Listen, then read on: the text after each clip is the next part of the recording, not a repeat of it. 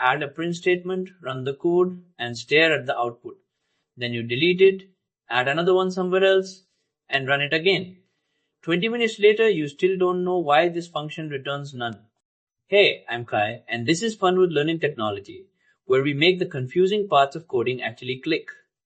Here's the real question for today. What could you use instead of scattering print everywhere that actually tells you what's happening while the code runs? And before you worry this needs some fancy setup, it doesn't. Everything I'm about to show you ships with Python already.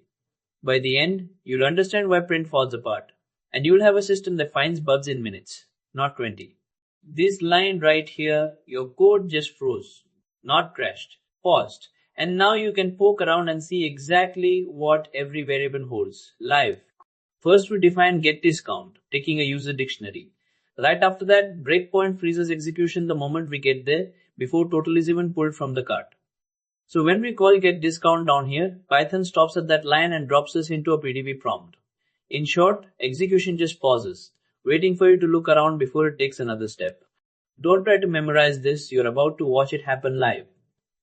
N steps forward. P prints whatever variable you're suspicious of. Those two alone solve most bugs.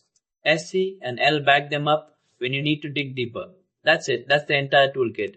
So we hit the breakpoint before total even gets assigned, so we type P user to print the whole dictionary.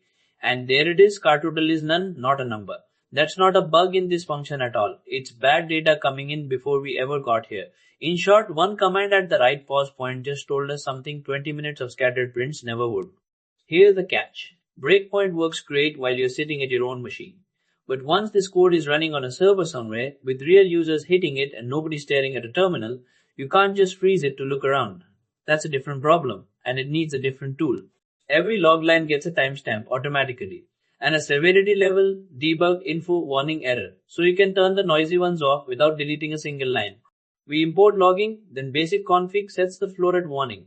Debug and info calls still run in the code, but logging quietly drops them since they're below that floor. Only the warning and error lines actually print. Change that one level argument to debug, and every line shows up again without touching the calls themselves. In short, you're not deleting code to quiet it down, you're just turning a dial. Quick one before we go further. Say you drop a breakpoint inside a loop that runs 1000 times. What do you think happens when you hit run? Drop your guess in the comments, then let's see why that matters for how you actually use these tools.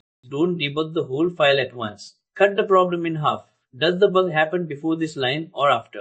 Keep cutting until before or after points at one line. Let's go back to that opening scenario. Same broken function. This time, instead of scattering prints, we set one breakpoint where we suspected the problem, ran buser, and saw carto total was none immediately. We already knew roughly where to look because we bisected the file first instead of guessing. Total time under 2 minutes. Clean.